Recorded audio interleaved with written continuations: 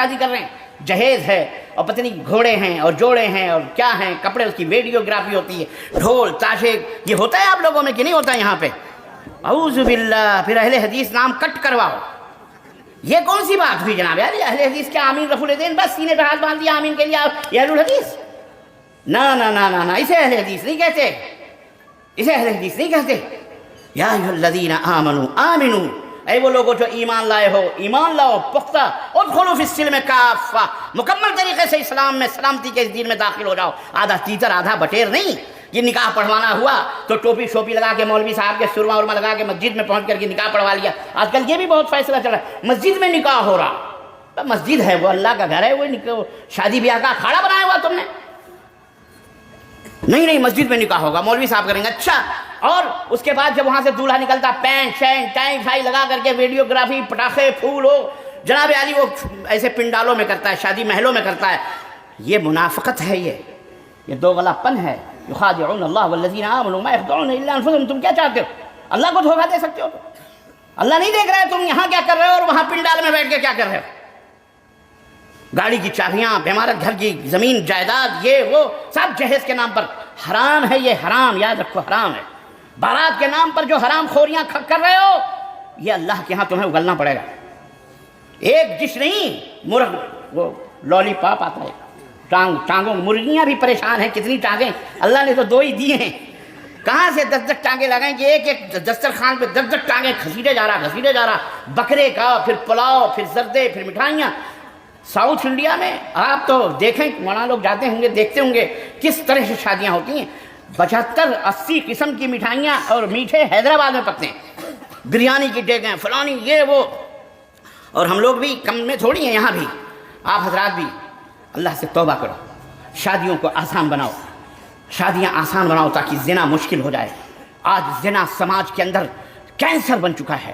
ہماری جوان لڑکیاں اسکولز میں، کالجز میں، باہر میں، کہیں بھی، گھروں کے اندر بھی، گاؤں اور دیہاتوں کے اندر بھی محترم زنا کاریاں عام ہو گئی ہیں. زنا بہت آسان ہو چکا ہے، بہت سہل ہو چکا ہے. میں اپنے بزرگوں سے درخواست کروں گا، میں اپنے بڑے لوگوں سے، ذمہ داروں سے درخواست کروں، اللہ کے لیے میں اپنے علماء، خطبہ مساجد کے اندر میں ان سے درخواست کروں گا کہ اللہ کے لیے اس موضوع کو ہندوستان کے اندر خاص طور سے اسے ایشو بنایا جائے، اس کے لیے قرارداد پاس کی جائے.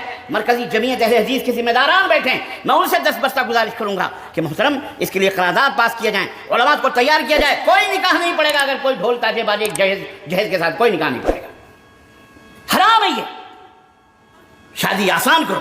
4 آدمی 10 آدمی گھر میں بیٹھ گئے، نکاح ہو گیا، ولیمہ لڑکے کے اوپر ہے. یہ کتنی بڑی بے غیرتی اور بے شرمی ہے کہ لنگی اور پجامے تک بیوی لے کر کے آوے. پلنگ لا رہی ہے، مسہری لا رہی ہے، گدے لا رہی ہے، صوفے لا رہی ہے، گھڑیاں لا رہی ہے، کاریں لا رہی ہے. بھائی اتنا بیکار آدمی کو تم نے اپنی لڑکی دی کیوں؟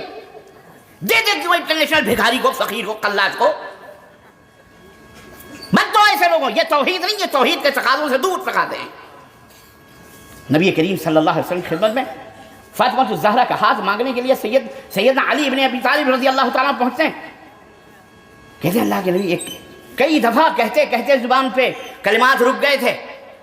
ہمت پڑی، کہنے لگے مجھے فاطمہ کیسے کہہ دیں، چچیرا بھائی ہے. آج کا ہمارے زمانے میں ہوتا تو ہم تو گریبان پکڑ لیتے کہ گھر ہی میں بدنیتی کر رہا، اپنی چچیری بہن کے اوپر غلط نظر. حلال تھی وہ، نکاح کرنا چاہتا. اچھا ماشاءاللہ، کوئی بات نہیں، لاؤ مہر لاؤ.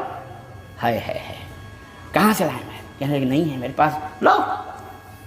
گئے اپنی زرہ، حضرت عثمان غنی رضی اللہ تعالیٰ عنہ کہنے لگے میں فاطمہ سے شادی کرنا چاہ رہا ہوں اور اللہ کے نبی مہر تو کیا کروں؟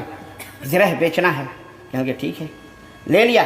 ساڑو بننے والے تھے نا، ساڑو بننے والے تھے. لے لیا زرہ، پتہ نہیں 250-300 کتنے درہم میں لے لیا. اور وہ پیسے لے کے نبی صلی اللہ علیہ وسلم خدمت میں آئے. اللہ کے نبی نے اپنے دامن میں پیسے لیے اور ایک مٹھی نکالی، کہا یہ فاطمہ کے لیے گھر بناؤ. ایک مٹھی نکالی، فاطمہ کے لیے خوشبو لاؤ، اسی میں سے فاطمہ کے لیے کھانے پینے کے سامان لگاؤ. لاؤ. مہر کون لا کے دیا ہے؟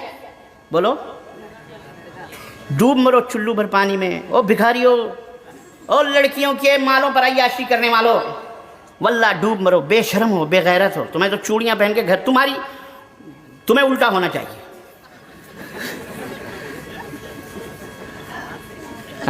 طلاق دینے والا حلالہ نہیں کرواتا. جس کو طلاق دیا اس کا حلال ہوتا ہے. غلطی کون کرے, جرم کون کرتا ہے, بھرتا کون ہے؟ توبہ کرو, اللہ کی قسم اللہ سے توبہ کرو. مرد بنو, مرد, نامرد نہ بنو.